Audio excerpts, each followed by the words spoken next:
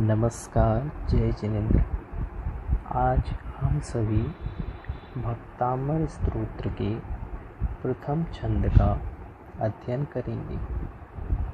भक्तामर स्तोत्र की सामान्य जानकारी अगर आप होते हैं तो भक्तामर स्तोत्र सर्वप्रथम एक संस्कृत में छंदोबद्ध रचना है।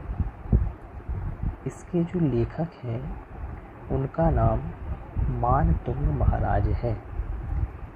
यह मानतुंग महाराज पहले श्वेतांबर संत थे, परंतु पश्चात इन्हें जैन दर्शन का जब इन्होंने अच्छे से अध्ययन किया और दिगंबर संतों का सानिध्य प्राप्त हुआ तो यह दिगंबर संत बन गए। यह जो ग्रंथ लिखा, यह जो स्तोत्र लिखा गया है, स्तोत्र का मतलब स्तुति होता है, तो इसमें किसी की स्तुति होनी चाहिए। तो इस ग्रंथ में जो स्तुति की गई है वह आदिनाथ भगवान की गई है, जो जैन धर्म के 24 तीर्थंकरों में प्रथम तीर्थंकर है। कहानी आपको पता ही होगी कि इसकी रचना क्यों की गई थी, बस संक्षेप में मैं उसे बता देता हूँ। यह घटना उज्जैनी नगरी के धार, कोई इस समय धार विशेष नगरी थी, उज्जैनी जो प्रांत था उस समय, तो वहाँ के राजा भोज का नाम आपने सुना ही होगा। तो राजा भोज को कालिदास ने इन दिगंबर संतों के प्रति अर्थात मानतुंग महाराज के प्रति किसी झूठी बात को कह के भड़का दिया, जिस कारण से राजा भोज ने क्रोधित होकर मानतुंग महाराज को 48 बेड़ियों से, अथवा ऐसा कह सकते हैं 48 कोठरियों में बंद करवा दिया और ताले लगवा दिए।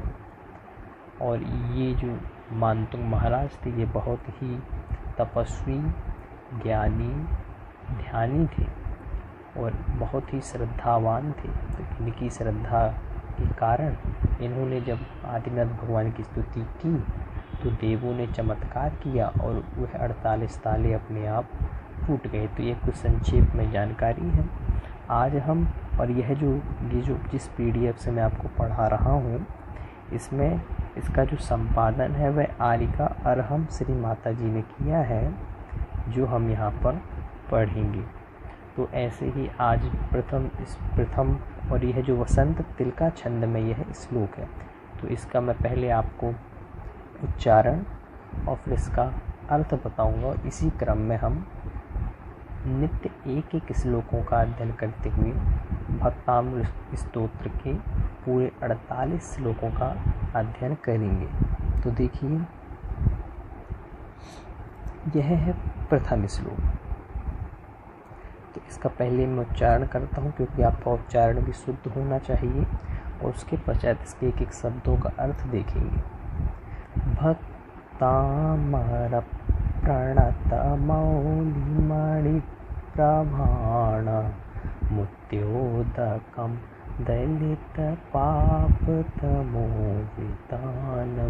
सम्यक् प्रणम्य जिनपादयुगं युगादा वलंबनं भवजले पततां जनानां। तो देखिए, इसमें एक तो यह जो मौली के बाद में यहाँ पे मली शब्द लिखा है, परंतु इसको आप सुधार लें, यहाँ पे मणि शब्द है ना। चलिए इसका अर्थ देखते हैं। देखिए, ग्रंथ का नाम भी भक्तामर है और वह जो प्रथम छंद है वह भी भक्तामर शब्द से ही प्रारंभ हुआ है ना। तो भक्तामर का क्या अर्थ होता है? तो भक्त का मतलब होता है, यह तो आपको पता ही है, जो भगवान की भक्ति करे वह क्या है, वह भक्त कहलाता है। तो यहाँ पे लगा हुआ भक्त अमर। तो भक्त अमर का मतलब क्या होता है? तो भक्त अमर का मतलब होता है, अमर का मतलब देवता, तो अमर भक्त यानी देवों के द्वारा पूजनीय है वह। तो अब पूरा देखेंगे तो क्या निकलेगा, भक्त अमर अथवा देवों के द्वारा। तो कहते हैं भक्त अमर प्रणत मौली मणि भक्त अमर यानी देवों, यहाँ पे किसकी बात चल रही है? देवताओं की। तो देवताओं के प्रणत मतलब प्रणीत होना, झुकना। तो देवताओं के प्रणत, प्रणत का मतलब झुकने, झुकते हुए। मौली मणि प्रभाणा, यानी देखिए मौली का मतलब मुकुट, और मणि का मतलब उसमें लगा हुआ रत्न, और प्रभाणा का मतलब उसकी प्रभा। तो कहते हैं देवताओं के झुके हुए, प्रणत का मतलब झुके हुए, मौली मणि प्रभाणा यानी झुके हुए देवताओं के, मौली यानी मुकुटों की, मणि के, प्रभाणा प्रभा से क्या हो गया है? उद्योदकम, यानी इसको क्या करने वाले? उद्योदकम यानी बढ़ाने वाले। यह जिनेंद्र, यहाँ पर जिनेंद्र भगवान की विशेषता बताई जा रही है। तो सबसे पहली विशेषता यह है कि देवताओं के द्वारा, झुके हुए देवताओं के द्वारा उनकी मुकुटों में लगी हुई मणि को क्या, उसमें लगी हुई मणि की प्रभा को क्या? उद्योदकम, उद्योदकम यानी बढ़ाने वाले, है ना। और देखिए दलित पाप तमोवितानम, यानी दलित पाप तमोवितानम का मतलब क्या हुआ?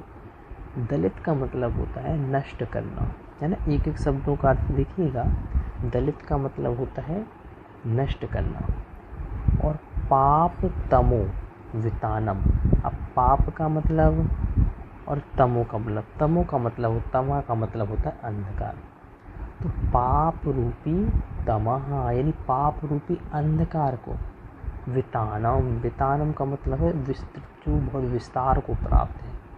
ऐसे पाप तमो वितानम यानी पाप रूपी विस्तरित अहंकार को, दलित, दलित का मतलब नष्ट करने वाली। तो यह दूसरी विशेषता है। पहली विशेषता क्या है?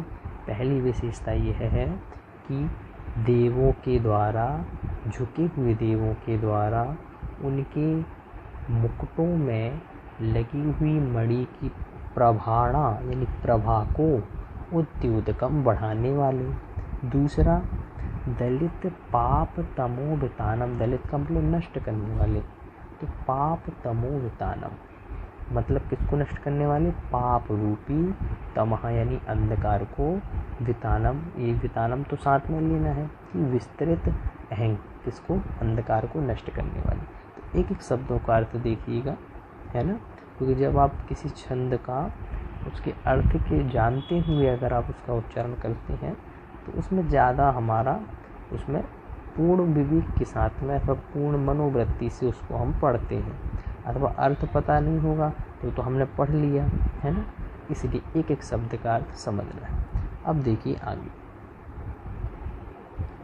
अब तृतीय लाइन में कहते हैं सम्यक प्रणम्य जिन पाद युगम युगादा। देखिए सम्यक प्रणम्य, सम्यक का मतलब होता है अच्छा।